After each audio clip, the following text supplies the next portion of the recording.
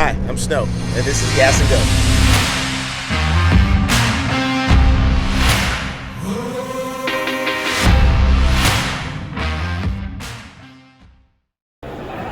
All right, welcome to another episode of Gas and Go with Snow. We are here at SEMA 2022. I'm walking around, and as you guys know, muscle cars is my thing. Well, with muscle cars, there's two cars that are the epitome of American muscle car royalty. Number one, people are going to say a Hemi Cuda, 1970.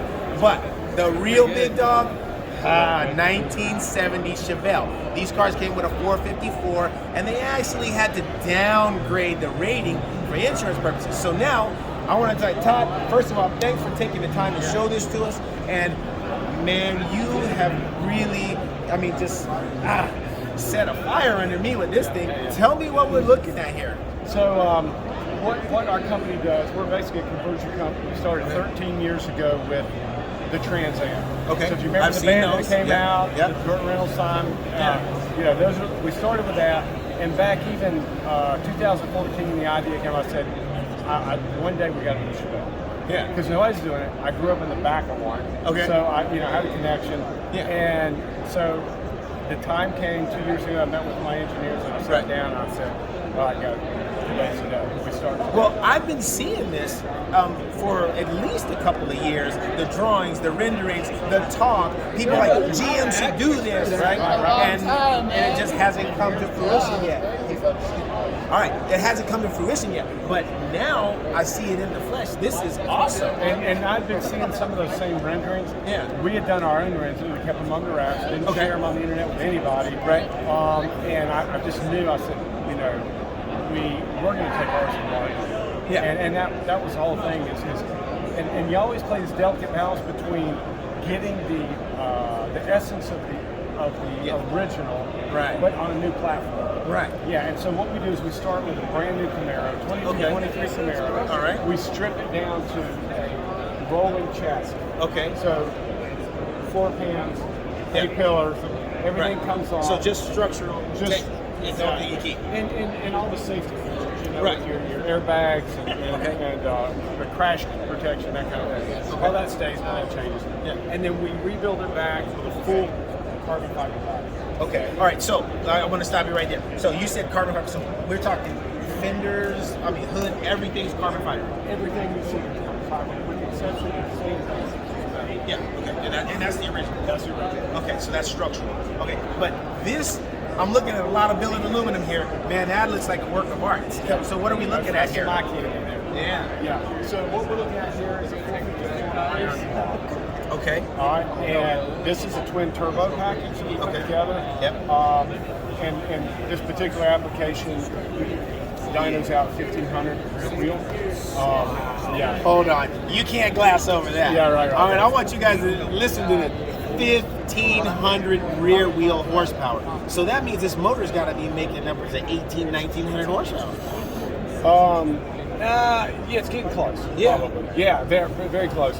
But with the package we got, we could do that. But the beautiful thing about it is with this system, we're doing what we call boost by speed.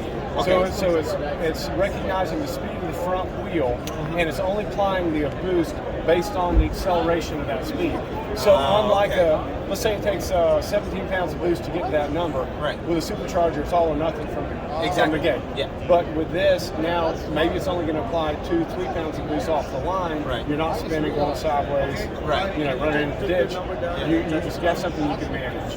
And then as you build speed, by the time you do a 60-70, it's sucking you through the back seat. Oh man. Okay. Well, do you mind if we jump in here inside and take a look? All right. Well, let's check out the interior.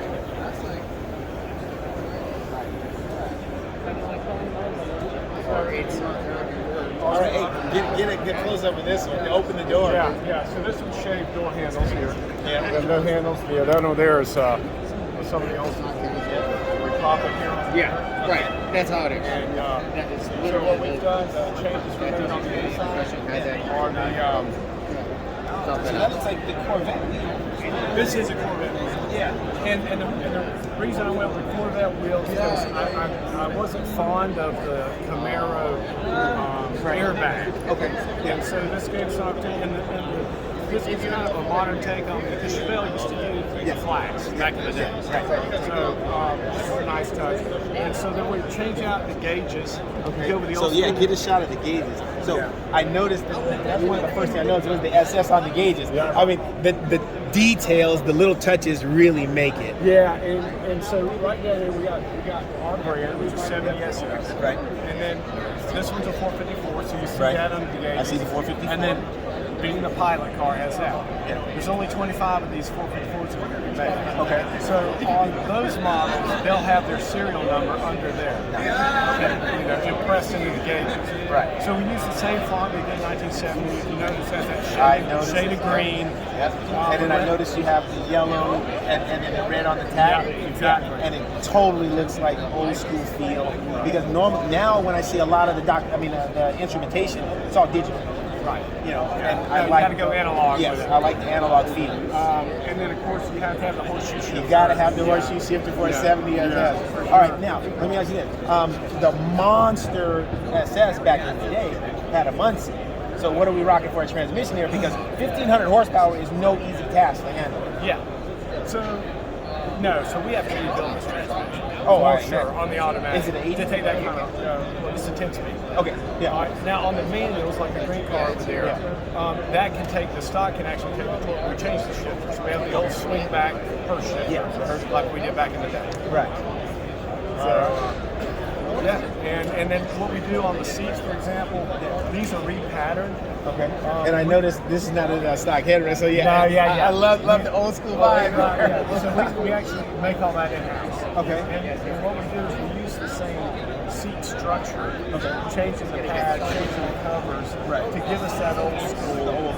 Exactly. And so on the production version, we have the stitch here on. Right.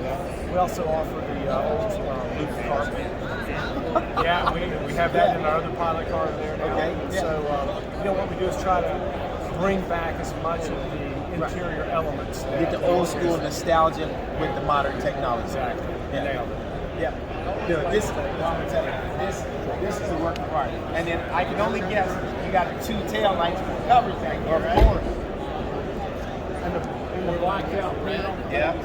All right. So for those of you that don't know, when you see this one square tail light back here with the covers, that's a 70 Chevelle. Yeah. Well, hey, you know what? I'm gonna tell you. Thanks for taking the time. This is. It looks like a really complete design and build, and that's not easy to do. A little things I noticed, the lines on it, everything's lined up correctly, everything's in the right place, and it truly looks like a 70 Chevelle. That something's just not right, you know. And the modern touches on the old school, I love it. I love it. I drive a '62 Impala, and so I love the American muscle. And I'm a child of the '60s, right? And this right here, man, when I was a kid, Boulevard Bruiser right here. Yeah. So, all right, hey, thanks again, man. Yeah. Hey, thank you guys again, and we'll see you next time on Gas and Go with Snow.